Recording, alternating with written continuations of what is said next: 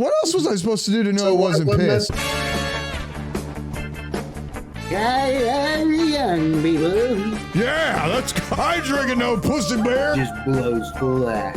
And it's like a mudslide. There's gonna be people that would have checked out our podcast and then they just hear shit every time and then they're like, nope. I was like, I'm gonna do this bag up out of the room. For me, listen, when we're in the room of fucking, you have to shut your mouth and open your ears to hear stuff, Lee. Well, we're measuring it by the dog. You're mixing up your, what other way do you smell? What way do you smell? You got face level Alright, don't lick the bed either.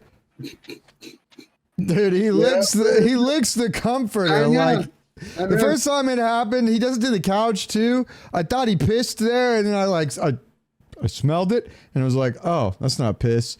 You smelled it? Yeah. What else was I supposed to do to know it wasn't what piss? What method of smell did we go with? Did we stick our face with my fucking nose, you dumbass? What other way do you smell? What way do you smell? You got face level to piss.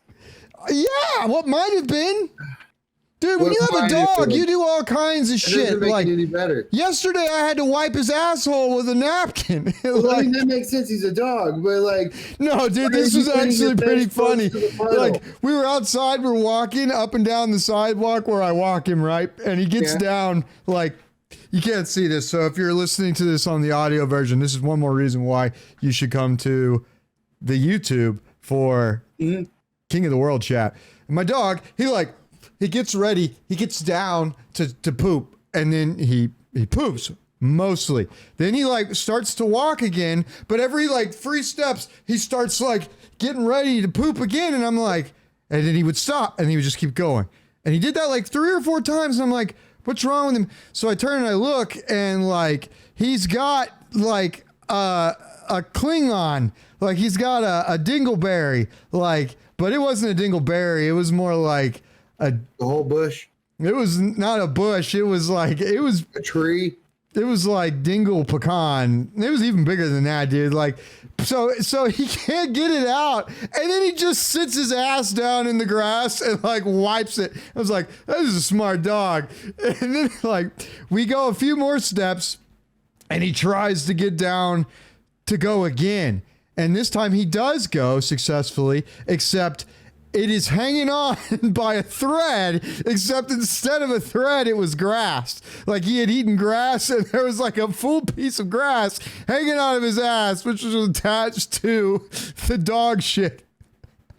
So I like grab him by his butt and I just like wiggle it a little bit and then it like comes out. And when we get upstairs, right before we go in the house, he's got like, I'm going to check him before I go and let him sit on the carpet. And sure enough, like his ass was, so I had to go in, I said, stay here. I went and got a paper towel and then I wiped his ass, and welcome to King of the World chat where the topics are made up. Yeah. And the dog, and the points are dog shit. In many cases. Well, I guess we made it a few episodes without mentioning shit. No, we didn't. I don't think we did. I don't think we've gone a single episode without talking shit. We should have a calendar. You know how like we've been this many days. This many days without without talking about shit. This is your fault this time.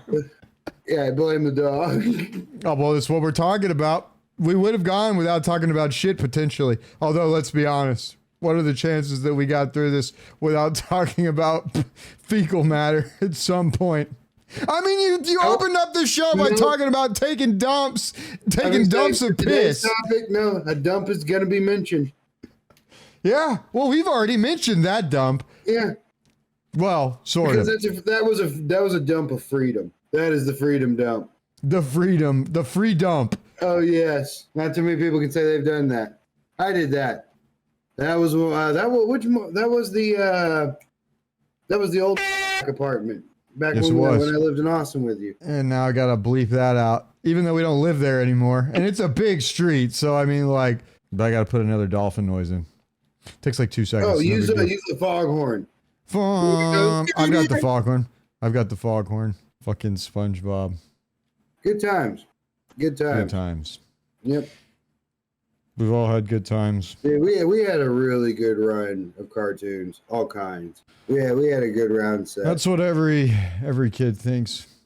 Nah, man, we had like our list is definitely larger than most. I bet you if we were to go through and have people basically list out the cartoons that they enjoyed, ours goes all the way from like Saturday morning, from Nickelodeon to Cartoon Network to a few cartoon shows on Comedy Central. Like, we had more networks than any other generation, and they just weren't like there's still those around now, like, because apparently there's things like Gumball and stuff that are. Yeah, I was gonna say, dude, there's more. Like Teen I'm saying Titans they still have that niche, and they still have that, that go. But what I'm getting the point is, what's weird is I think Gumball, a lot of it. Dude, I think the Gumball kids are adults now. Wow. Because really? I see memes on the Reddits where they're like talking about nostalgia for Gumball. They could be like 16. They could be 19. Yeah. It's like, oh my God, I'm But old. that's the way things go now. Like in the society we live in. Bones scraped together already. You're ancient. Oh, yeah. And especially in the computer world, my day was 20 years ago. Yep. Like, I love young people. Hey, I got a weird thing. Oh, yeah? I was listening to the Texas football game on the radio earlier. Okay. And there's a commercial that comes up for Twin Peaks. Like the place like that's not allowed here anymore? Yeah. Yes, where they had the biker shootout in the great biker shootout of 2015 or whenever it was. Commercial comes on for Twin Peaks.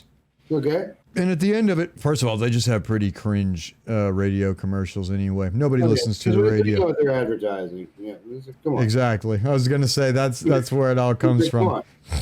It's we're not going to, we're not. It's an intellectual crowd. Yeah. They're appealing to the, certain target. At the end of the commercial, they reference a product that like is just like incredibly comical to me. You and I you're 30 now, aren't you? Yeah. We're 30-plus-year-old men. Okay. Men. Yeah. How does it sound to you, though, when they advertise in our man-sized mugs, like, of beer? They sell these, like, frosty, but they call it man-sized. Dude, when someone comes up to me and says, man-sized, the first thing I think is you have a little dick. That's exactly what, dude, I was gonna say. It's like these are the same guys that they drive a big truck and yeah, you got my big old pick 'em up truck.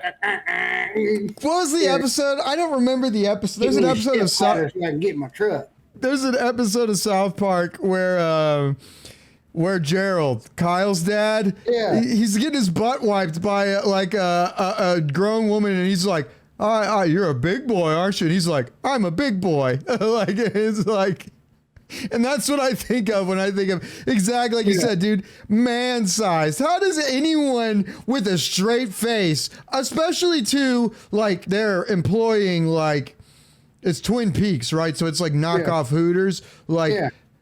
You're the type of guy, first of all. Exactly. You're the type of guy, first of all, that goes to a Hooters with a straight face, and then you're ordering a man. Yeah, God, a man-sized mug. I want a man-sized. Okay, yes, sir. They bring you a little bib, like bring you a little high chair to sit in while you drink it. Get you one of those little big bonnets that says, I'm a big boy. Oh, no, excuse me. I'm a man. Man size. I thought you would get a kick out of that, too. I was like, Jesus Christ, man. Like, but that's how you know, dude. It's like you said at the very beginning. You're like, dude, consider the demographic. And I'm like, there you go. Demographic orders a man-sized frosty mug, and they think, yeah, that's got that man size. Yep. I ain't drinking no pussy bear. It's man size. Bud Light seltzer. Exactly. Yeah. That's what the popular drink is right now. Dude, seltzers are huge. Dude, apparently. Dude, you gotta be honest. Dude, isn't that like basically what all the like old cartoons were using when they have the You know. A Oh little bit. yeah, but it didn't have alcohol in it back in the day. Yeah. It was something. No. It's alcohol now. You see, with that connotation, all that shit it just applies to alcohol. Dude, I'm gonna be honest. I know some people that would not be alive today if that stuff had been around when we were kids. Oh yeah. I know some friends that would not drink beer and like. Yeah.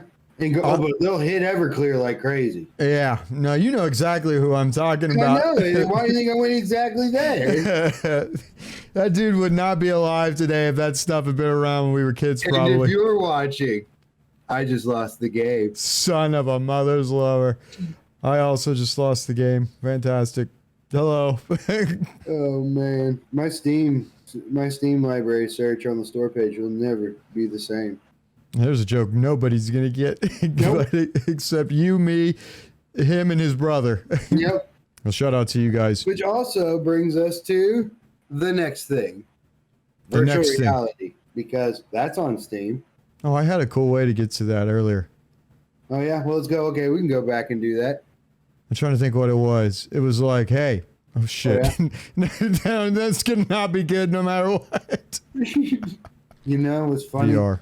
What? One of the Nurgle units in Total Warhammer 3. Nurgle? He Okay, literally- wait. That's the chaos god of the disease. Yes, there you go. Okay. Yeah. He literally shits on entire troops. I mean, dude, he turns around and just blows full ass. And it's like a mudslide just On the battlefield? on the battlefield, dude. I'm just like, man. Nope, see, we totally would not have made it through without talking about shit. Yeah, no, dude, there's no Hey, way. you're absolved. There's no way. It's not your fault anymore. We have another shitty episode. The dog is saved. I hope you're not wearing white on this episode. In a 40K, in a Warhammer, in one of the, and actually, it might have been, it's either the first or the second book from the Horus Heresy. I don't remember which, but it's Warhammer 40K. I think what you're gonna bring up, I think you're gonna bring up is the first book. It's the first time they deal directly with a chaos, like, it's a dude that used to be a space marine, I think. He basically is like they go to a ship to try and save some of their guys that had been there a long time ago, and it turns out that they're all dead, and this guy has been like turned into a like the equivalent of an abomination, like if it was Warcraft 3. He's like all swollen. He's super fast, even though he's giant, like he bloated though. And they take the time. All the reason I'm bringing this up is because they took the time to describe that he was shitting all over everything as well there too. So I was like, those guys like, they don't give a shit. They vomit. They shit. Like it was like they go out of their way to let you know that like, hey, guess what? He's also shitting. it's like, yeah, while this guy is running through just battalions of men, he's crapping the whole way. Do you ever watch The Act Man on YouTube? Do you know The Act Man? The Act Man? Yeah. Mm-mm. Okay, well, you would like him even if you haven't seen him, I think. Like, he's pretty good content creator. But I saw a title from him the other day of a video that he made about Modern Warfare 2. And the title of his video, I shit you not, it was a fantastic title, was Modern Warfare 2 is a gym covered in diarrhea. That was his title, Dude, if I had to it's so guess. accurate though. Like, But like, I just thought that a gym covered in diarrhea. I was like, man, I am not doing a good job of making titles. we can say this episode sure does run. Oh, well, I earlier today when we were in between recordings, because we did a recording earlier that we aborted. We aborted from, for standard. and we aborted like it was an unwanted child that wasn't born yet. Is that illegal in our state? Yeah, it is. So we're going to jail now. Cue the police sirens. Wow, wow, wow. Like when you unlock a character on Smash Brothers. Well, anyways, I had a segue to get us to That's what I'm waiting for. VR. I know I'm trying to remember it, but that's what I'm saying. Like, I just need to know what we need to do. Do we need to throw you a lifeline? Modern Warfare 2 is a gym covered in diarrhea. It's the best way I can describe Modern Warfare 2. God damn it, man. It's like that, dude, it's a very apt description. He had to say diarrhea. He He just couldn't. keeps coming back. It's only got 680,000 views. I would have thought that would have been over a only million by now. 680,000. What a surprise. People aren't searching for covered in diarrhea. I'm just going to put that on every title we ever have now. Covered in diarrhea. I can't be serious now. Oh my God. I don't know how this was a segue. Oh, okay. Well. Oh, man. Sometimes, in games, you have, sometimes they're covered in diarrhea. Isn't that literally what you made me wait for? No, but I couldn't resist it now. Well, I would say diarrhea is not really something you can resist. It happens. Whether you wanted to. Dude, we joke about that a lot now, but it's killed a lot of people on this planet. It did, dude. Dude, it's dangerous shit, literally. Yeah, no. God damn it. There's like, there's gonna be people that would have checked out our podcast and then they just hear shit every time and then they're like, nope. They're gonna check in. These guys are talking about 6 months from now. Somebody's gonna try to give it another try. And they're gonna be like, are they still talking about shit all the time? And then we're gonna say, World of Warcraft 10.25 is a gym covered in diarrhea. And they'll be like, nope. Hashtag ban King of the World chat. Oh my God, dude. My sides hurt from laughter, so that's pretty good. That's a good start. When I was a kid, I had a dream one time. This is the kind of thing that isn't just something that will exist. It already kind of exists, and I went to do it. I had a dream that I went to what was essentially a movie theater. Everyone bought a ticket, and when you got your ticket, you were essentially assigned a role within the movie. And I don't remember any of the peripherals. I don't remember it being like, oh, you put on this. But what you were doing, I was a lion with a bunch of other lions, and there were a bunch of gazelles. Think the scene in the animated old school Lion King movie, The Herd, The Stampede, where, spoiler alert, where Mufasa dies and all the antelope. That gets spoiled for you at this point? Exactly. Where have you been this whole time? Dude, how long has it been since you watched The Lion King? And how did you end up here? I thought about that and I was like, in the dream, I knew somehow that there were people that bought tickets and some of them were wildebeests or antelopes or water buffaloes or whatever it was. It was a very cool thing where the outcome was, oh, you know it's going to happen like you would in a movie. It was like, what is essentially, they made places called the Void was what it was originally. And it was basically, you see behind my brother's head to his right, that is his base station, one of his base stations. That's one of the things that defines one of the walls for your VR play area. The Void is a big room with a bunch of those set up on the ceilings and the walls throughout. You basically, when you go, I drove out to Utah. And I didn't go out there for this reason, but I was going out west on a road trip a long time ago. You went, you bought a ticket, and of course, it's a VR thing. So you're putting on a headset. There was a haptic suit so you could feel like vibrations, essentially. They made it like a 5D movie or 4D movie, whatever they called them, experience where they would blast air and bubbles and stuff at you. So it wasn't just things that you were feeling from the suit, but it was a straight up Ghostbusters experience. I was a Ghostbuster with a bunch of other people. We went through, it was very, very short. It was only like 15 minutes long. The coolest part to me, it was a lot of cool parts. We fight the big Fluffy Puff marshmallow. It's not Fluffy Puff. That's Strong Bad and Homestar Runner. That's Fluffy Puff, right? What was it? The Stay Puft Marshmallow Man? Whatever the Michelin Man thing from the original Ghostbusters movie was. It rips the side. We're in like old high-rise apartment building in New York City. It rips part of the wall away and we're all blasting it with the things. And like when it's gone, it was all over. We're supposed to go walk out the door. But before we do, I look over what used to be the wall from like 14 stories down. And I look down and I'm like, okay, I've played VR before with my brother. I know I'm in a VR experience. I know that if I put my foot out over the edge of this drop, that I'm not going to fall, but it was still very hard hard for me to put my foot out and put my foot down into nothing. And I'm telling you, like VR has not sold like it will one day, and it's not where it will be. But if you know anyone that has capabilities for you to try it out, and that's much more accessible nowadays than it was when my brother and I lived together and he first got it, you absolutely should try it. Some of the coolest experiences that I've ever had in games are in one. Okay, just touching on that point real quick. When you say like experiences in games, like what in particular are you really talking about? Like, are we talking about like really good story or? Well, no, like, that's the whole thing. Is it really is? It really is something. I say experiences because it really is something a lot of the times, in more ways than one, that you cannot get, I think, in any other medium of gaming. Like, truly, VR sometimes, and sometimes the games are less games and more experiences, and you would know this better than me. You've got the base station right behind you.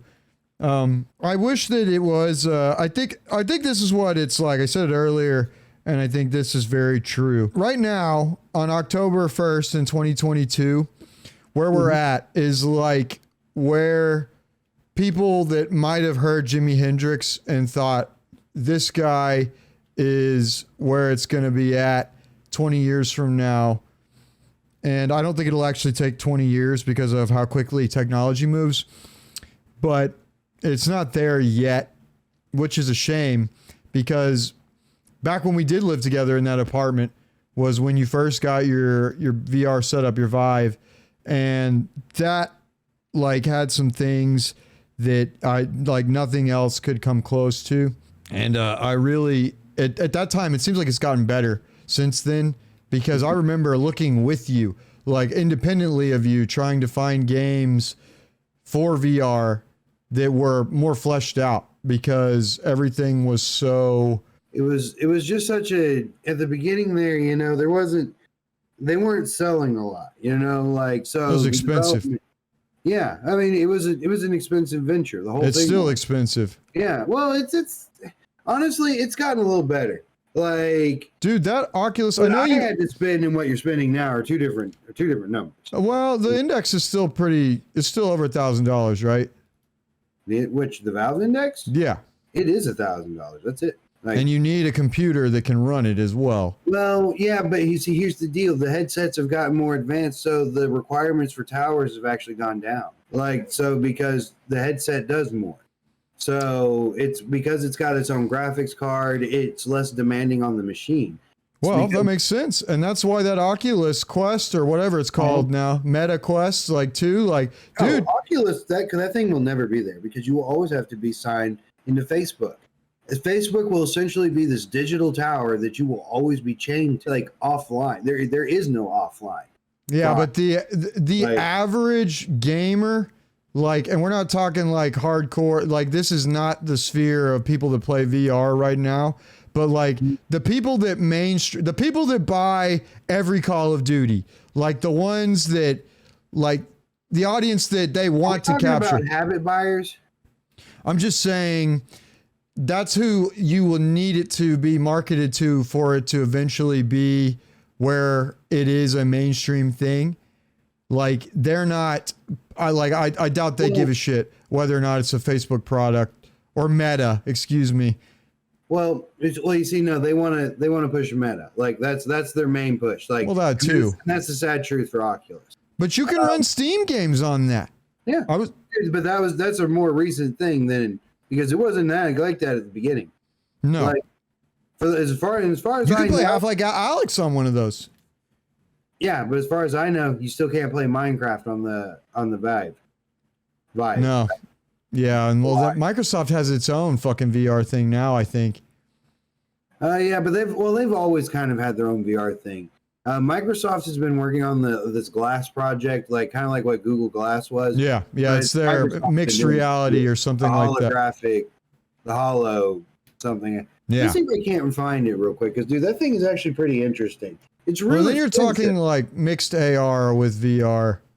Yeah, and honestly, if I remember correctly, back when I was working for that big fruit tech company, They seemed like they were going to try to do something more with the augmented reality, but I've never really seen anything come of it. Well, it's because I really feel like they've decided that the market isn't there yet. There's all kinds of commercials and stuff. It's like, oh, look what we can do now. You hold up, show the guy holding up the iPad, and it was like, well, that's what I'm saying. I feel I never saw anything past that. It's the same thing as what we were talking about earlier today in the aborted run, where we were talking about Warcraft 3 refunded, where like Blizzard, I think, realized ahead of time that, oh, this isn't going to sell that well, but they made it anyway because they knew they weren't going to put any more money into it after it came out. Or the fruit company that you used to work for, it seems like decided probably that this isn't worth our, because Google had Google Glass originally, and then they ditched that a long time ago. Because I remember the same guy we were talking about earlier who would have probably died of alcohol poisoning if hard seltzer had been a thing when we were kids. Oh yeah. He was obsessed with Google Glass when it was first announced, and then that never went anywhere. Yeah. Dude, I'm gonna be honest, I think they were a little over ambitious. Like that kind of we're just now getting to the day where we're folding glass and whatnot. And we're not really, that's not even glass, I think. So that's the kind of thing I'm looking at. But at least, in that situation, I don't know why I still don't have a Scouter. Well, it's becoming more accessible, which is what's important. And honestly, I'm really upset at the Google Glass and everything, because with Google, you can just take a picture of something and Google will identify it for you. That would be really awesome. Basically wearing Google Pokédex on face. That's the future. Well, you say, what is it when I said the coolest experiences? Like, for me, my favorite game out of everything that I've played on what you had that was VR wasn't there's no story at all. It was even one of those games. And this is one of the few game types that existed when VR first came out. It was like one of those wave shooters where you're basically standing still and they come to you. Game. Yeah. But at the same time, that makes arcade games relevant again, because suddenly you're not just playing Galaga. It's take the biggest game in VR probably still, or one of them, is Beat Saber. Everybody, and I know you have problems with that personally, but people have seen that even if they don't know much about VR. And that is the kind of thing, dude, you know what there is? Speaking of Beat Saber, there's a fucking air guitar game for VR where you just strum. And I was like, you know what? That's actually a fantastic idea, because suddenly then you're taking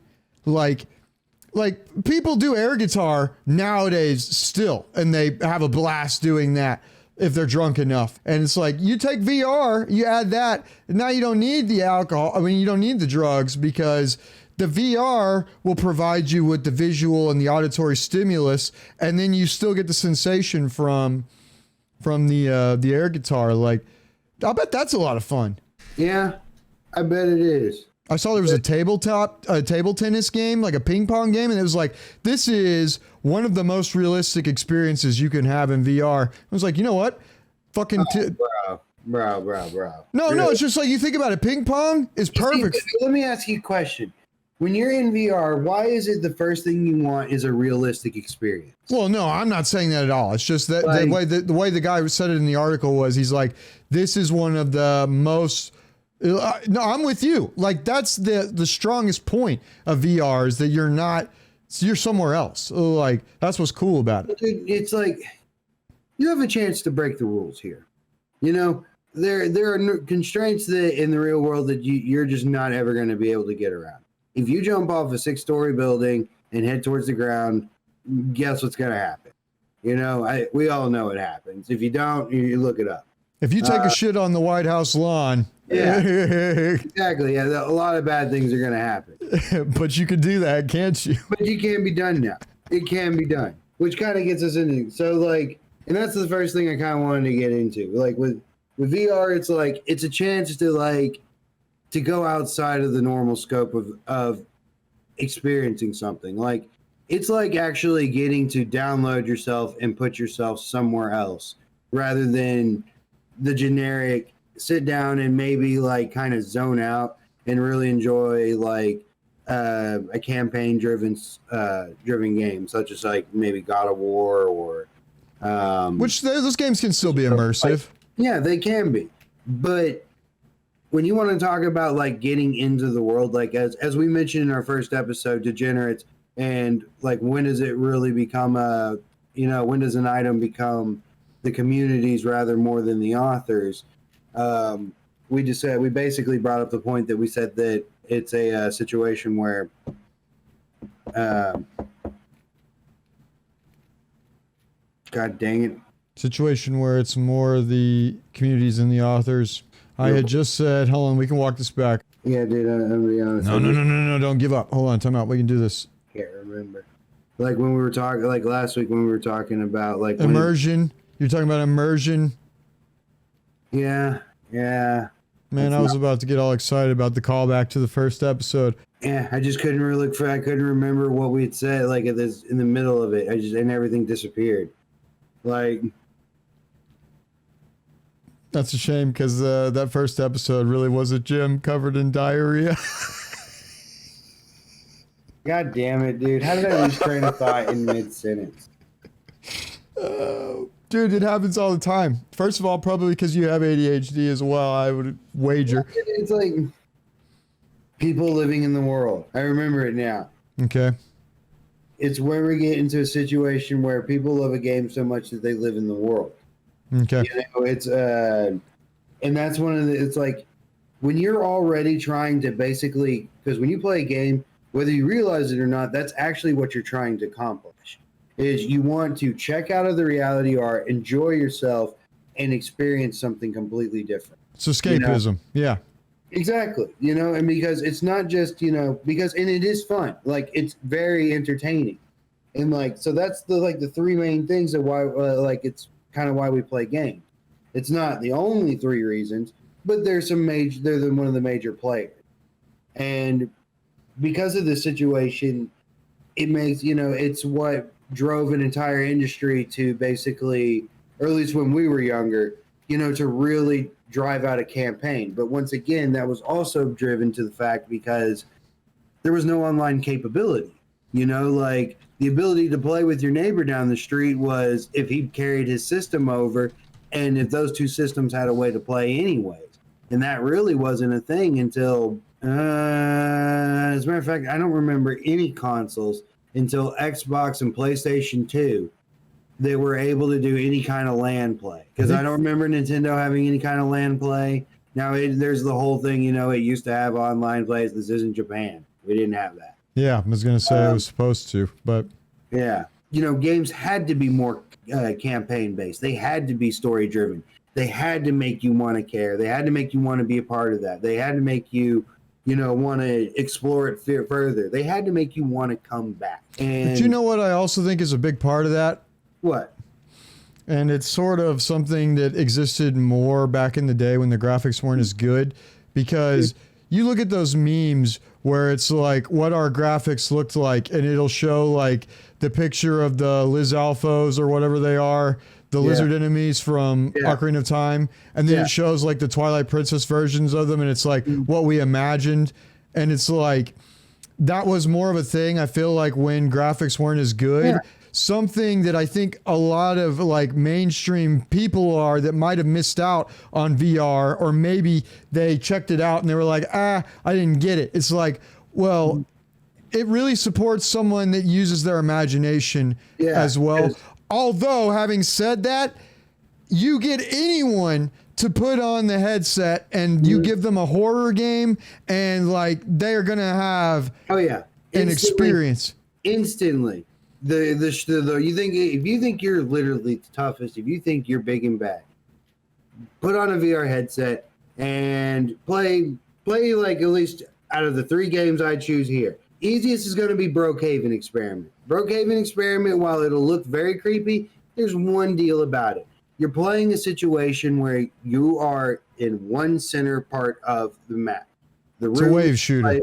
Exactly. They are going to invade your space. So you are just going to be standing in one place.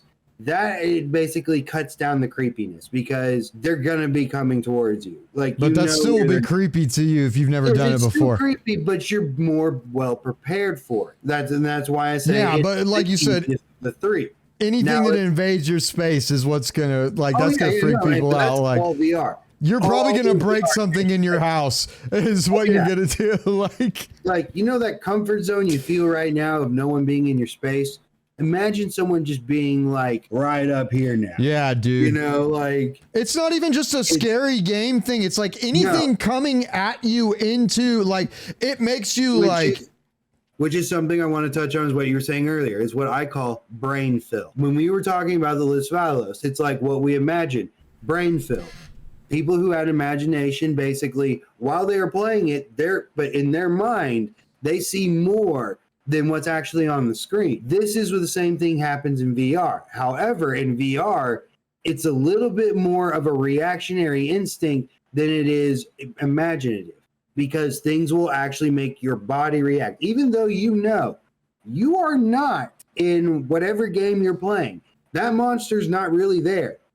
Your body's not going to register that. It's going to react as if it was really coming to you. If you ever did hallucinogens and you were into that and you wanted a similar experience without putting drugs in your system, you would probably enjoy VR. Yeah. If you want to see you can survive a bad trip, go into the horror games. And there's much more to VR than just horror games. Horror games are what you see mostly posted about because it's fun to watch people shit themselves, or run into a wall or try to run away. You can't get away from shit. We can't get away, dude. It's just, it sticks, man. It's a part of life. It sticks to your shoe. It sticks and it smears and it runs. But yeah, and so once again, Brookhaven Experiment, easiest I've imagined. Next. But that game is old. Huh? That game is old. What? Dread Halls? No, both of those games. Yeah, both these games are old. And I'm not even bringing up Phasmophobia. Phasmophobia That's in VR now? Oh, yeah. Ah. Yeah, dude. Now, see, I would play Phasmophobia that way. I've seen Phasmophobia 1,000 times, and I'm like, But that would be fucking fun as shit in VR. Oh, yeah, dude. Phasmophobia is... In fact, that seems like a game that was probably made for VR, and then they ported it to I wouldn't put Phasmophobia as a trial getting someone in. You put someone in Phasmophobia, they're not going to put a headset back on. Dude, all the horror games are going to do that, though. Our friends would not... I'm telling you, they get you... These games actually warm you up to the idea. No, dude. Our friends would not try Dread Halls. You up to the idea. And it's not because it's well done either. It's actually part of the fact that it's poorly, kind of badly animated is part of what makes it so creepy. Number 2 is Dread Halls. Dread Halls adds in the aspect that the Brookhaven lacked. You get to move around. Basically, you get the ability to walk around, look around, and have the opportunity for something to be behind you that you actually have to physically turn around and look at, just as I do right now. There's a lot more opportunity for jump scare there. It's also due to how the monsters work in that game. Each one of them have a unique mechanic that allows you to, navigate around them if you are able to keep your nerve. Because once again, these things don't look friendly, and it's not something you want to feel like is this in your space, For example, he told me about this, okay? This is what's crazy about this. I am not the kind of person to be afraid in video games anymore. When he told me about Dread Halls, I was like, okay, I want to try this because I want to see if a game can make me feel like that kind of, It's like I tell you all the time. I joke with him. I tell him, hey, you're 30 now. You want to feel things. You're dead inside, and you're I don't feel anything anymore, so I need to know. Oh my God, emotion. So I get ready to put on the headset and do Dread Halls one weekend when I'm home from school, and he's got it set up in my mom's living room. I put it on, and it is literally like he just described. It's just it is a hall. I don't know. It's not important how big it is, but it's not super wide. It's probably wider than your arms are, spread out, but it's not much wider than that. And it's about the same height, and it's just dark, and you go into different rooms, and I know there's different kinds of monsters, and I put that on, and just you said about the sound of a white screen earlier. It's like that, like it just sounds like it's underground or something. Got a lot of background. Well, I mean, just the ambience of itself. Like, so I put that on. I'm like, whoa, I didn't go anywhere yet. And I was like, okay, like this, it could be creepy. And I knew what this monster was and how it worked. I walk into a room. My brother had told me there's this one that is like a gargoyle type of thing, exactly like a stone. And he's like, the way it works is it only moves when you're not looking at it. So I go into the room. And you got to remember, if you don't know anything about VR, the headset is moving with you everywhere you go. So like you're always especially when it's new to you still, you're looking around all the time. I walk into the room, I see the gargoyle thing. I'm like, okay, that's weird. And I turn around. I didn't even turn all the way around. I just turned my head and I turn back and it's moved. And I'm like, oh, it's that thing. And then like, I knew what it was and it still like freaked me out. Like, yeah. There's no way to be like, it just, dude, the first time I saw that, like literally, I just, as soon as I looked at it, I was like, oh my God. I was like, okay. I was like, I got to know for sure though. So I turned around and I mean, I turned right back around, dude. And the amount Faye travels is fast. Yeah, I know, dude. I was like, oh, dude, no. I just back up out of the room and just walk backwards. If you know anyone that has VR, you absolutely need to try some kind of horror experience. You do, because it comes down to, like, if you want to find out, do you have a level head? Can you make a rash decision when your emotions are pulling you to pieces? Because that is like a lot of those situations, dude, when you get to the final parts of the halls and the last part. Oh, dude, that last part was annoying, but I made it through the halls. No deaths. That was not easy. But it was fun. And then sometimes you can find out experiences that aren't even necessarily supposed to be a horror experience. Can be something that you didn't even know that you were afraid of. And that brings us to our third option. Our third option is basically a game that, if I remember correctly, is a dead game, which kind of adds another degree of creepy ambiance to it. Is it Warcraft 3? Yeah, essentially. But once again, Battle Dome. Battle Dome is actually a game, when you look at it first, that you're not going to register it as a horror game because it's not a horror game. It was actually meant to be just basically GoldenEye with a bunch more guns. And it was fun. It was based off a directional movement pad or teleportation, not that stinking ski pole thing, like where you're sitting there. Hated ski poles. Like, ski poles were just immersion breaking. They were tiring. It wasn't good. You have to understand, he's talking about a way to move around in the game. It's like moving your arms. So Battle Dome at the surface does not look like it's, a horror game, because it's not.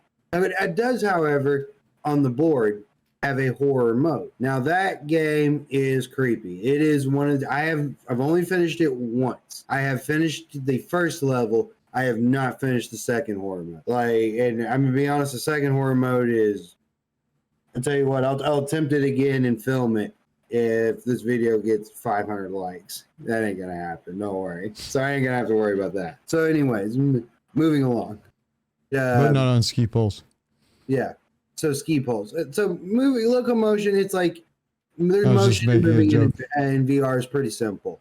You can either use the button, it'll move the room, essentially. If you don't understand what he's talking about, like, you have to, if you think about it, VR has a problem of, well, how do you move when you can only go so far in your room? So they've had multiple different ways to try and do that. Most of them have not been great. Some of them have made people get motion sickness. Oh, no. The best ones make people motion sickness. While you mentioned that, like, VR, one of its problems, and something that's related directly to this, it is a very tiring experience. Most people that play games aren't necessarily like athletes, but even like athletes would be, because you're in positions that you wouldn't normally. You crouch a lot in VR. Like your thighs and your quads will be tired.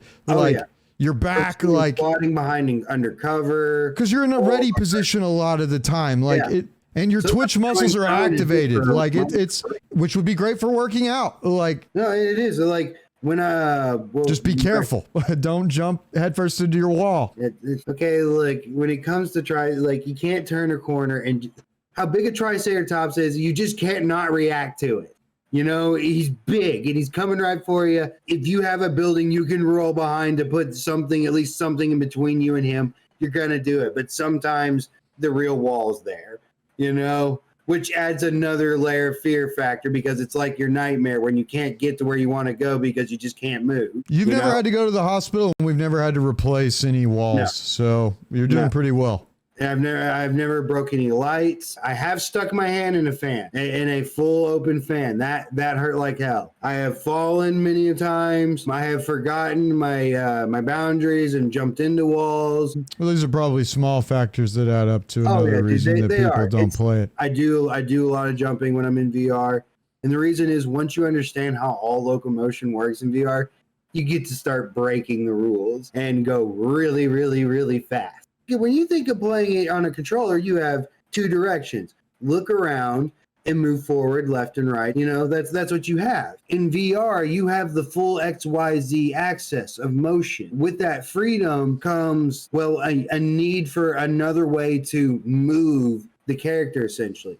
Because when you give control of the character and actually put it on the physical body of the player, you now have to be able to give that guy an ability to move, such as, say, for example, Skyrim VR. Your room is just not as big as Skyrim is. That's an entire continent nearly. But your room's only, you know, in this case, 16 by 16, the maximum amount a chaperone would be allowed for a Generation 1 HTC Vive. At least I think that's the dimensions. I think 16 by 16, if I remember correct. So the question is, how do you move? How do you walk around in a world when your room is only so big? Well, simple.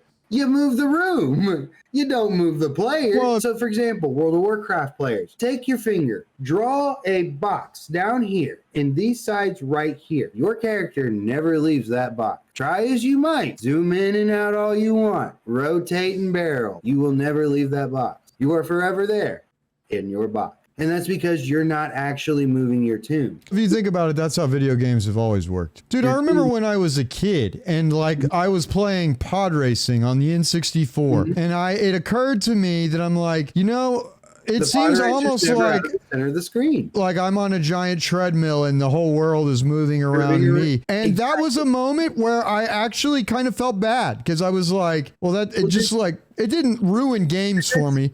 You see, now that's interesting, because I had the complete opposite effect. And the way I can kind of describe that is, do you remember the episode, or do you remember in Futurama when he makes Q*bert and Q*bert's calling him a crackpot because he's like, none of his inventions make sense?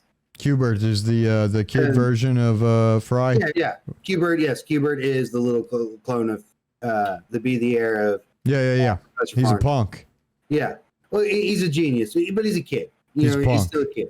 Yeah, he's a punk. He's an asshole. As all young boys are. We're punks when we're just young. We are. So he's sitting there and he's like telling him, he's a crackpot and everything. Eventually, they're trying to get away. And he's like, oh, well, the ship actually moves faster than the speed of light. He's like, that's impossible. He gets knocked out, has a dream that the ship doesn't actually move at all. The ship is actually moving the entire universe. And that's how it breaks the rule of speed of light, apparently. So, it's like when you take that rule and kind of like Doom.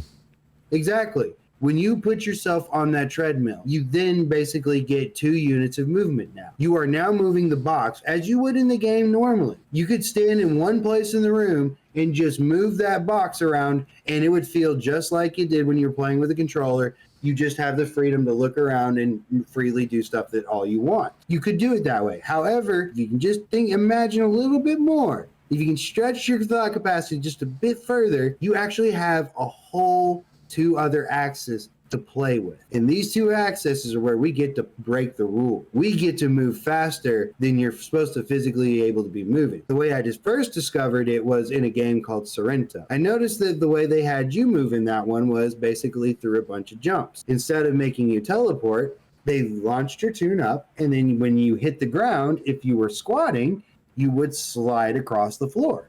Okay, and just to put that into context, the other main way to move in VR games was, like he said, teleporting. Usually you would point with one of your controllers, it would show a little circle on the map, you'd click a button, and then you would be there. So just to double check. Doom moves in its VR game. Doom VFR, why? The important thing here is you can still move because this is one of the ways people didn't get sick. Like they were trying to deal with the problem. Dude, it's Doom. It's no, I know. I'm should just saying you have to understand, like, people were getting motion sickness a lot from VR. There was already a shit ton of people buying it. And then the people that were trying it, a lot of them were getting sick sometimes. So they came up with this blink teleport move. You could still move within the room. It's not just a sickness problem either, because like he's saying, you could still move within your box that was your play area. But for some people, they didn't have a play area even. So that was, how do you move if you can't even move? Yeah, that was teleportation, was it? Which is fine. So, but just so I'm up to, so we're all on the same page about Sairento's movement. Is it really just a blink, except they didn't just instantly take you to the spot it showed your character jumping? Essentially, it's a slowed down blink that doesn't obstruct your view. So like within the game, your character actually leaps jumping. Forward. Now, it will make you sick if you're motion sickness type. So so that's what you're actually doing. Now remember, we're not just moving our avatar. We're not moving the avatar. You move the avatar physically with your actual body. What you're moving is your play area, your room. So here's the deal, what I discovered when I was playing Sairento. When you do that initial jump, and then when you land on the ground to slide across the floor, moving at a much faster momentum than when you started, what if you were to run across the room while you were doing that? So when I took that method and moved it into other games, particularly the best one to be mentioning was Skyrim VR.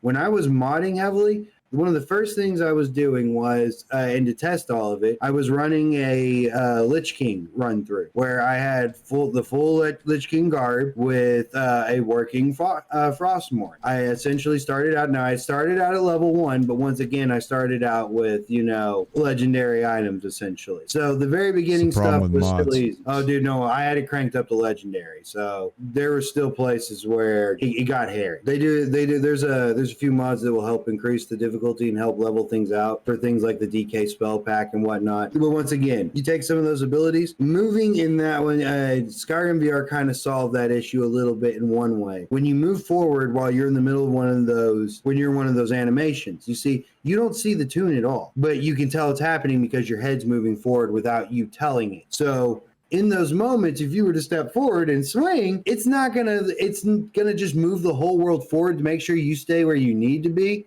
within the realm, but it still counts the momentum. So the second it gets done, the body's just gonna go, like when it belongs, like it got hit by a giant's hammer or something. It's like you're freezing things and then you're moving it forward. That's wild. When you smack it when it's in stasis and it goes flying off. Exactly. That's a great way to put it. I was going to say, like, imagine you punch, time freezes, you can still move, you punch something, then time catches up, and now it's like, oh, wait, your fist is over here now. So it's like, boom. Like, see, now you have two movements going forward. You are now moving the box forward. However, within your box, you yourself are moving forward. So if you had a box to move in. Exactly. So, which is interesting. Okay, time out. Most VR places have the box now. Probably. Like no, all of them have the box now.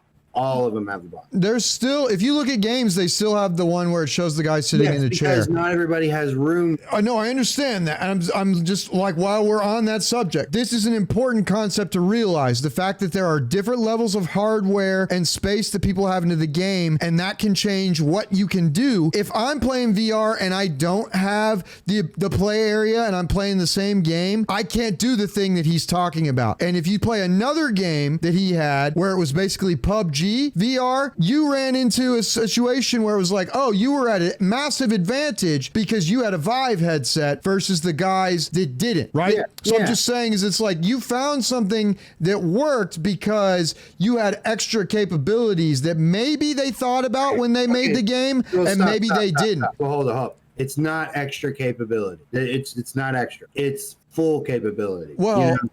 Yeah, but no, like see, but this no, but see, this is my whole point though. Is it's like he is correct that it's like he's not saying like, oh no, I had extra shit. He's saying you have less if you don't have all the stuff. But this is part of the whole problem. Bringing it back to the why is VR not more big? Is it's because you need a lot of shit to make VR work once you've bought it already. Like like space, especially in the world where houses are not even a thing for most people anymore. Like we talked yesterday, is like. Apartment. Huh? I live in an apartment. But like I'm keeping it relevant to a larger conversation. You're talking about moving faster than you're supposed to be able to, which was that supposed to be how the game was designed?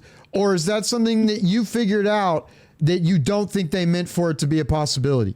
It's something that it's uncharted is the best way to put it. You know, they obviously recognize the ability is there, but it's a question that just doesn't really have much of an answer right now. You know, when it came to like for the first exploits of VR, what you would do is you would move your box. If you wanted to get through a wall, you would move the box halfway through the wall. So that way, when you were standing on the side that the game you were in, then you just walked forward through the wall because there was no head point collision yet. You know? This is also taking it back to what I said a second ago, how you were able to get in, you were basically able to wall hack the PUBG game. Oh, no. I did figure No, out that effectively lets you wall hack. I'm not saying you were doing it to cheat. I'm saying, you realized that you could do that. Yeah.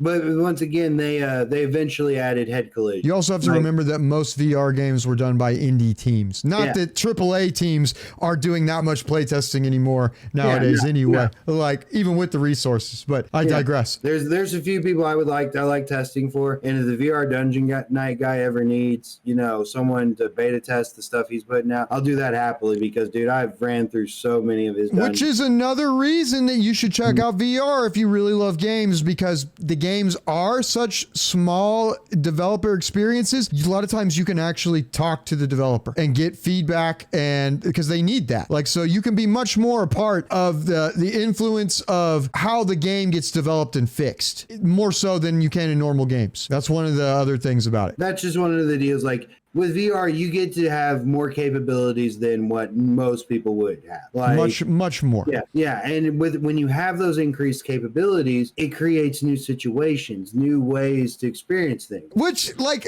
and taking it into what you just said about experiences and things that new capabilities. Oh, yes. One of the interesting things about VR that is a fix for something that I've been thinking about a lot lately is I'm like, man, like you take something like, I'm trying to think, okay, like one of the most recent innovations I can think of is like the Battle Royale game. It's pretty, it's not exactly new anymore. Still relatively new in games compared to like the old school arena shooters that me and my brother played all the time. That was a big innovation that like shifted the entire and influenced the entire sphere of gaming. Like, but it's hard. I was thinking about that. I was like, well, I wonder what the next thing is going to be, because it's hard. You don't see it very often that a new style of game comes out. I'm not just talking even like a MOBA. Well, a new way to play a game. Well, like, that's what I mean, like a new game. Like it's like not just a new skin of something. It takes old games and makes them new. No, that's my point earlier when I was talking about the game that was essentially an arcade game that didn't at all feel like an arcade game because. Well, I would say you got to remember also, dude, you got to have time spent with the other games too, like that I had. Like, no, I'm just saying, but when you play, I've always argued against you. I know you love Space Pirate. No, it's not just that. It's not just that though. What he's also getting at, I think, is it's like when you spend a lot of time with VR and it's not just such a novel thing to you anymore, you will start to evaluate it. You'll start to evaluate things more like realistically. What I thought about in the context of new types of games, which is hard to make, even when you you look at something like going from the old sprite-based games that were top-down, like the old Legend of Zelda games, to when the N64 came out and things moved into a 3D sphere. That was a dynamic shift that changed everything. Like, in a way, Battle Royales made a big shift on what a shooter was. VR VR allows new kinds of games that we could not have before at all. Take, for example, it's a game that is on consoles and stuff now, but I haven't even played it in VR, but I know for a fact that you are getting a watered down version, and I can see why they would do it. It's like they're just going to make some money back, but like it's like that game was made for VR. It's a game called Superhot. It is a shooter that is like a puzzle game because when you stop moving, time freezes. Okay, yeah, but you got to remember Superhot also was a copy of an old Flash game. Yes, but like my point is that it's not the same kind of, it's not like maybe. I can't remember that. What was the name of that old stick shooter game, dude? I don't remember either. I know what you're talking about. Xiao? I think so, actually. It was like on albinoblacksheep.com. Yeah. Or Flash Games or whatever. And there yeah. was one where that was what it was. It was like every turn of the pane, it was time was frozen. You had to click each one of the guys and to go through the next thing. But maybe that was something that somebody imagined when they were a kid, and it's like it's definitely a different thing now. And also taking it even just out of like traditional video games where you have like a win condition and a loss condition, something really cool that VR adds is, and my brother asked me when I first mentioned it at the beginning and mentioned an experience. A lot of what you could do in quote games in the context of VR does not need it to be necessarily a win-lose component for it to be a cool experience in a game. You talked about something that was not something that you knew you were afraid of until you had one of these types of experiences. It wasn't an actual game with a win-loss condition, right? Kind of like, so these are really two kinds of experiences. This is one that like, all right, I learned something about myself where I didn't know I was a sub-mechaphobe. You know, like when I was ever like, you know, at like Six Flags or SeaWorld or something, when you were like riding the log flume or something, if you ever look over to the left or right or something, you'll see often those giant pools that have a bunch of pipes in them. And the first thing in my thought is it would be absolutely fucking terrible to be in that water. Now, I always knew that about myself. What I didn't know was the absolute fear that I had of boats. And I, you know, because I had stayed on, you know, a houseboat for a while, and which, by the way, was sinking when we were on it. It just took forever. And it finally sank one storm, which we actually stayed on. Which was actually a great metaphor for a lot of the guys in that friend group. Oh, God, yeah. Anyways. A lot of them are doing better than though. That's good. I'm sorry. I didn't mean anything personal. Yeah. Y'all's good people. I was going to say, when you said like being in the water, and it's like anybody that's ever been in a swimming pool at nighttime and imagine when you were on the deep end, what if like Jaws or that giant alligator from Lake Placid were in the, like, and then you find yourself swimming very quickly to the edge. Like, well, you see, that doesn't bother me. Like, you know, that's what the weird thing but it is. will a lot of people. Well, yeah. Well, I mean, even then, like, I don't feel like I would feel the same way that I feel like I should, because it's like in VR, like, you know, being next to the whale was no problem, and that was the deal. Like, you know, it was one of those VR experiences where it's like, hey, there are but three it freaked Mom out. Experience. Go down to the bottom of the ocean, seabed, go sit through a coral reef and see what life is like in that. Let it all fly by you. And there's the third one where you have a whale encounter. I went through the first two fine. Seabed one, dude, that one, like deep in the trench, you're like under some Lapradon skull. There's a lot of bioluminescent stuff around. Yeah, I've seen it. It's very cool. Yeah. And but then it freaked Mom out. Squid. Oh, yeah. Yeah, you know, it freaked Mom out. Yeah, no, Mom won't put it on. Mom got scared of Squadron. Like, well, I think, and that's a part of the problem too. If with VRs, I think some people they're just not ready like. You know, well, Austin would never get in it. Yeah, and see, like this is maybe what a lot of it comes down to. Maybe it's not even a complex thing. It's just like some people they just don't have the bravery. Well, you could say it that way, and I think that's absolutely true. That's what it comes down to. Some people are too scared of it. Because two of our good friends were, oh yes, I was about to say, two of our good friends that are like brothers would not, for money, would not put it on. Still won't. Cowards. But anyway, so, you know, seabed, giant octopus encounter, cool. Turtles and bunch of fish and shit, cool. More games for VR nowadays. Shot, burned, stabbed, crushed, maimed, ripped in half, possessed, drowned. You know, I've died all these ways in VR. Sliced in half. I think I said that. I think I said crushed. Covered in diarrhea. Eaten alive by T-Rex. Impaled by a Triceratops. Devoured by raptors. Covered in diarrhea. Ripped in half by an Allosaurus. And that's one of the first things I do in VR in a new game. Is first thing I do is die. Just get used to that now. Like, just go ahead, get it over with. One of the things you had to experience was that I turned around and sure enough, I'm standing on a sunken boat. That is the first time I ever took the headset off out of fear. Like I never knew that about myself. Like as soon as I saw it, I went straight into a panic. Full panic, dude. I did not know that. I was like, but as a result of that, you found a really cool a YouTube channel that you enjoy. Yeah. So it's like if you're like me, you find things like that about yourself annoying. The fact that there's something out there that just irks you, that it gets you that worked up. Or maybe you just want to feel something. No, I want to beat it. Like that's the thing, guys. I got to beat it, and that's why I'm excited for that Titanic VR thing. It's not really so much, the learning aspect of it, or but it's trying to escape the ship while it's going down because of the feel and everything of what it is, and then exploring the shipwreck itself, which is the real fear-mongering part for me. Which, without going into it too much, you could learn. VR would be a great tool for. Yeah. Teaching things as well. Yeah. Well, not just fears, but like in general, like as an educational tool. Oh, yeah. Because dude, all the surgery of the future is going to be done virtually. Or to like you said earlier, like you could use that. They could probably use that kind of thing to help people get over traumatic experiences.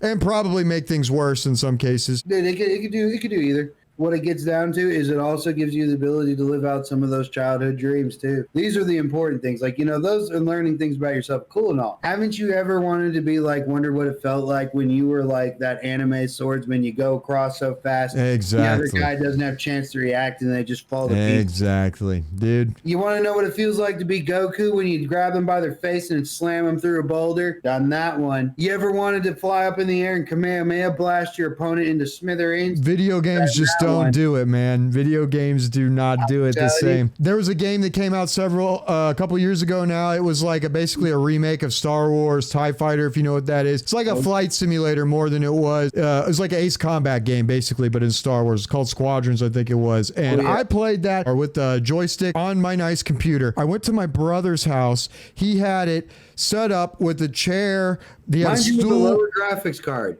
He has a 20 series. No. And this is my point, is it's like, once again, graphics, we talked about it earlier in the show. Graphics were not super important when you were a kid because, like you said, that minefield, your imagination would fill in the blanks. He had the joystick clamped down to a stool that was in front of the chair, and I put the headset on, and I did Squadrons. Dude, an A-Wing, if you know Star Wars, the A-Wing, all you need to know is the cockpit is a completely clear glass dome, essentially. There was the suicide booth. No, the suicide booths are the fucking TIE fighters where your back window. Dude, I'm sorry, it doesn't matter how much shielding you have. If a laser hits there, you're fucked. No, the shielding is worthless if it can't, it doesn't matter whether it's the hole underneath it or it's the glass. A laser's going right through a hole too. You've got to have shields, otherwise, my point though is because it's a very, very well done, and it's like a dead game as well, unfortunately. When the ship comes over you, you can look up and see it, or you're coming down at it from above, right?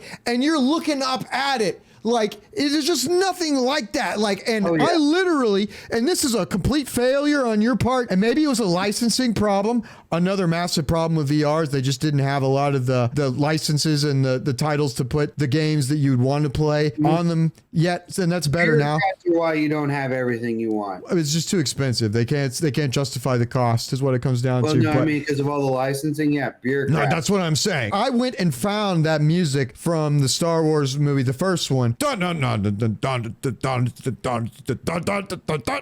was like, okay, I need this experience. And putting that on, nothing like that in gaming that I've ever had. Playing one of the simplest games that he has. Yeah. It was one of the first games that came out for VR. The one where you fight the robots. Oh, Raw Data. You get 3 different guns in the original version of that game. You get a shotgun, you get a pistol / rifle, dude, and then you get a sword. But the shotgun the shotgun was the coolest, and it had nothing to do with the no. For me, listen, when we're in the realm of fucking, when we are in the goddamn, everyone is going to be different. Oh, they can be different, but they're wrong. You could be wrong. The thing that made the shotgun and the coolest had nothing to do with the shotgun. I dropped the shotgun. I looked down at my fists. I swear to God, if you don't let me get this out, I looked down at my fists, and your fists become power fists, and then you just get to wail on robots. And that was one of the coolest experiences I've also ever had in VR. What do you think they need to do besides the hardware capabilities, besides making it more accessible, which they're working on those things, and that will come when the bureaucrats can decide that it's financially viable and will make a profit? What game or experience could come out if nothing was an issue, that would make it so cool that people are like, Christmas, I'm getting one of those because I want to play that fucking game? Honestly, if you wanted to do that, if you wanted to make it mainstream and get the general public to be like that, I think you need to go either two games. One of them I don't want to suggest because I think it's just an atrocity. No, I won't want to hear about anything else except that.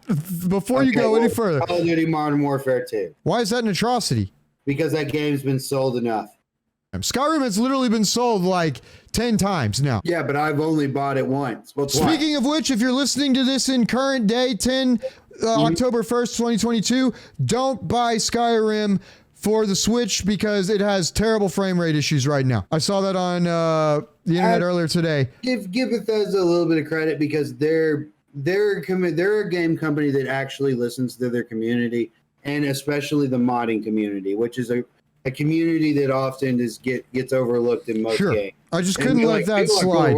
They don't allow it at all. Oh, they're better about it than Final Fantasy is. Final Fantasy doesn't want people using add-ons at all. Oh yeah, no. Well, dude, I'm gonna be honest. Like when it comes to JRPGs, they don't want you to be doing anything with their stuff ever. Like they don't even want people to have a damage meter because they don't want it to make the community toxic, which is a good point. But dude, I'm sorry, you can't stop that. I know I'm with you 1,000%. My only point was damage meters absolutely contribute to toxicity. Oh yeah, gives degenerates something to brag about. So you said the Modern Warfare 2. What's the other one? The other one, Halo. But redo Combat Evolved, make it VR. Okay.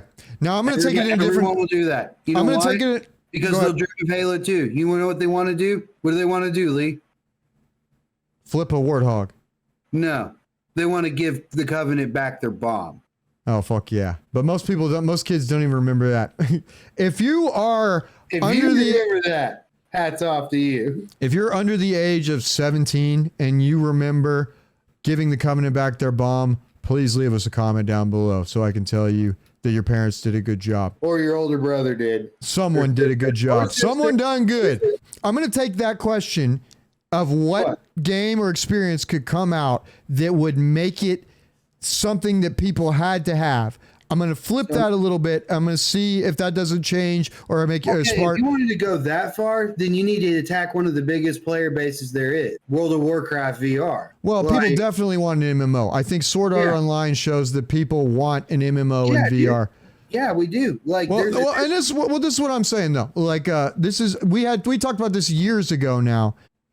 This would be something that you would see go viral on the internet if it was a thing. Mm-hmm. Like whether or not it had any staying power would depend on whether it was just an experience or whether it had a full-fledged game behind it. And it would also require more capabilities because you can't track feet currently, or can you? Yeah, no, you can't. But so there is a way to do it, which is coming down to making one of the things I wanted to talk about, full tracksuits. The one thing I've always wanted to do in VR that I haven't been able to do yet is stomp skulls in. You know, like in a Skyrim, one of the things is like when you go by, I should be able to just cave a dude's head in with my foot.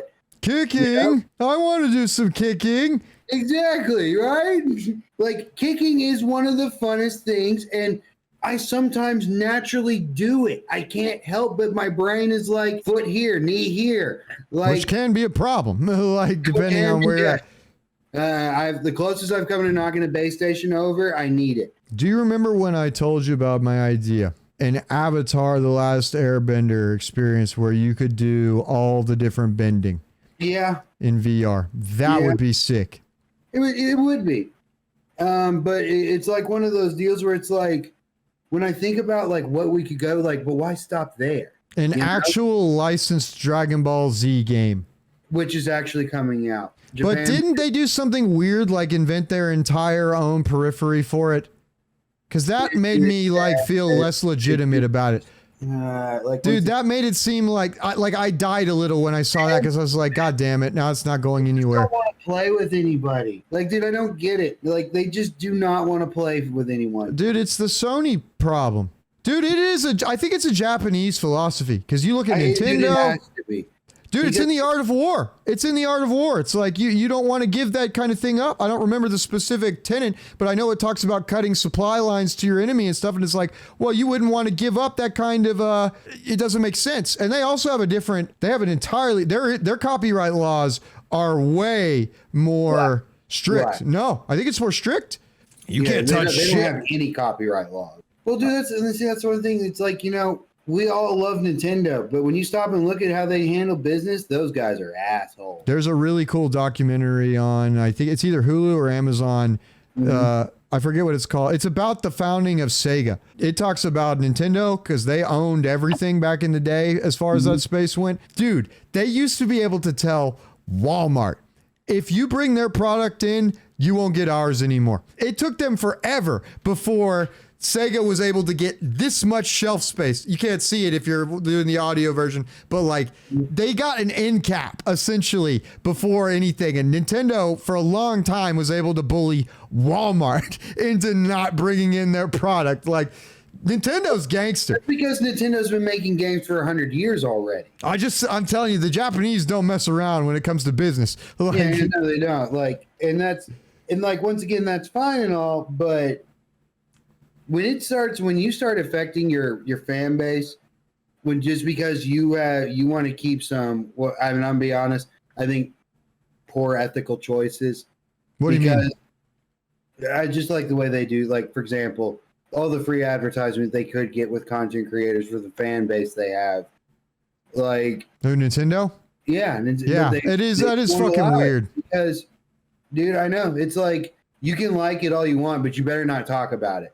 Like, dude, Nintendo shoots itself in the foot all the time. Like, oh yeah, dude. There have been some really, really cool fan-made Pokemon ROM hacks. Like, Nintendo doesn't allow any of it. It's like, no. And that's one of the things that worries me about the company, because it's a company that I feel like will eventually just hang itself somehow. I think they'll be fine, but they're hurting themselves. I can't say that for certain, obviously, but dude, I think their attempt at VR was abysmal. Labo, yeah, it is fucking cardboard, dude. I was sitting there, dude. I was like, okay, here's Nintendo VR. Here we go. Even if you're on an auditory experience, let me walk you through Nintendo VR. Take your hands and make your hands look like toilet paper rolls. Okay, now put them over your eyes. This is Nintendo VR. Yep. What a time to be alive. One of the places that most people assume to be the most advanced in virtual reality, and they came out looking like a joke. I mean, just a straight up joke. But that's part of what... Dude, I lost so much respect for Nintendo as a company when they released that. I was like, this is your attempt. I was like, this is like an open hand slap to the VR community.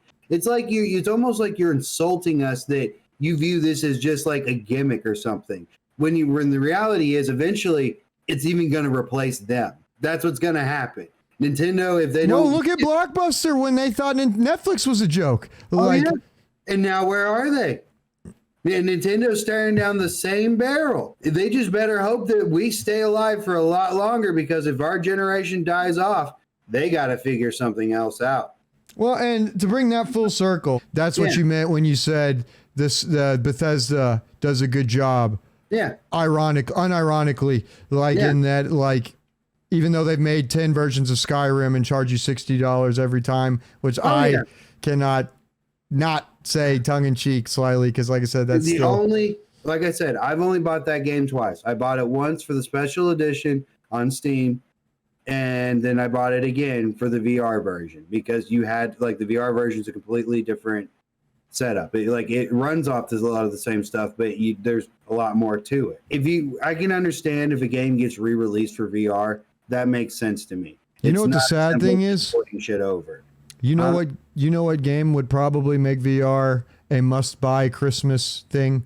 What? Well, I say that, but like I think the Quest 2, whether it's Meta or Oculus or whatever, was kind of that thing last year. When I went to buy my Switch around my birthday last year, which is right before Christmas, I remember seeing some people come in and getting a Quest 2, I think it was, because that one's standalone. You can hook it up to your PC, but like I remember seeing on TikTok when I would scroll through that as well, that there was a lot of kids it was like some guerrilla game, but like I was like, okay, VR must have been hot this Christmas. Part of the problem, the Oculus went up $100 in August. Like I read an article when they always go up in price around the holidays. But this was unprecedented because this guy literally had an article about why the Quest 2 was the best VR headset that you could get. And he's like, since I've written this, he's like, I know you, again, you're the type of guy that looks at it and is like,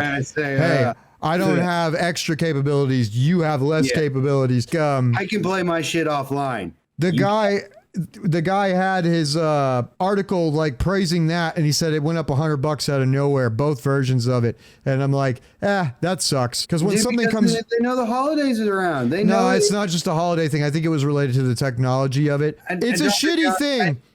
There's no way to justify that in the VR world. No, there's no way to justify that usually, period. You expect that things are going to go down in price over time, not go $100 up. Either way, like what was the big game it was supposed to be? Because I'm going to be honest, I just can't imagine. A Fortnite. Fortnite is so massive. If Fortnite was a VR thing, I think that would turn VR into a Christmas. No, because then you would just do to VR what happened to Rec Room. I'm not saying that it would be a good thing. Constantly. I'm not saying it would be a good thing. I'm saying that would make it a more relevant platform.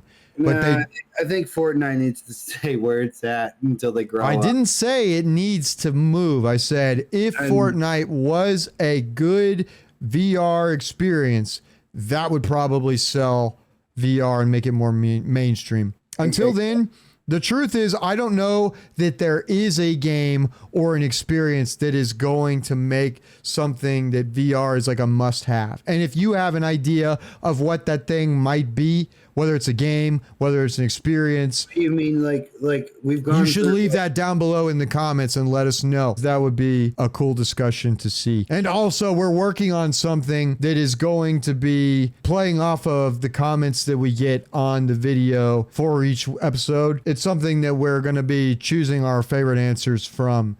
So stay tuned for that as well. We talked about it like a week ago, but your face says you have zero recollection of that.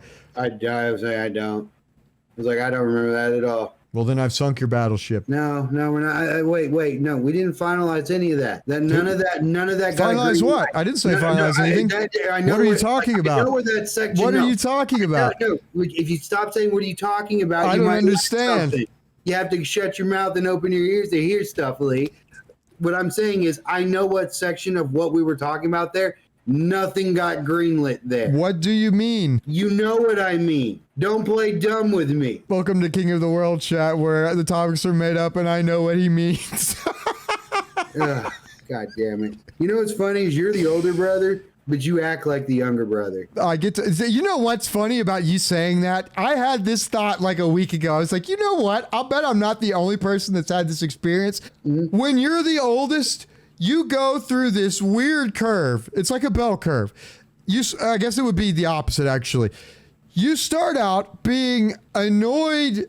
Well, okay, when you're kids, you like playing with your brothers and y'all do stuff together. Then you get a little bit older and you want to do your own thing and your parents make you do stuff with your brother and you're like, And then you get older and you're like too cool for some of the things that they do. But then as you get older, like he said, you become like it switches where you are like making dad level jokes to your brother and it irritates him, but it's like, but you, when you're not around me, you do it too. Because you make a lot of dad jokes. One of the last times I was back home, I made that observation. I was like, he hasn't been home in like 4 or 5 months. It's not getting better. He's like, you're getting old too. I was like, I may have made like one dad joke, but like you can't put me in the same ballpark as you. You go back in time and you tell Sargarrett that he makes dad jokes and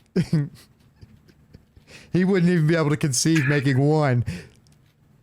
Yeah, but like this is the like compare. Okay, so like comparing that to be like if this was murder, I've killed one person and you're Hitler. Like Jesus Christ, we are not the same. Jesus person. Christ on the cross, you took that from 0 to 1,000. Well, I mean that's your level. I view your dad jokes as genocide. Genocide on comedy. Genocide on all that is good and decent. I mean, the jokes you make. You know what I consider your dad jokes, Gare? Oh, I don't. You see, that's the problem. I don't make enough of them. Which is what makes this work. Do you know what I consider your dad jokes to be? What? I consider them to be a gem covered in diarrhea. Whichever YouTuber he's stealing that from, I'm sorry. You made me this way. No, I didn't. I came second. You were like that when I got here. Dude, I think you peaked like hard. I have not yet begun to peak, little brother. Oh, God. I have not begun to peak.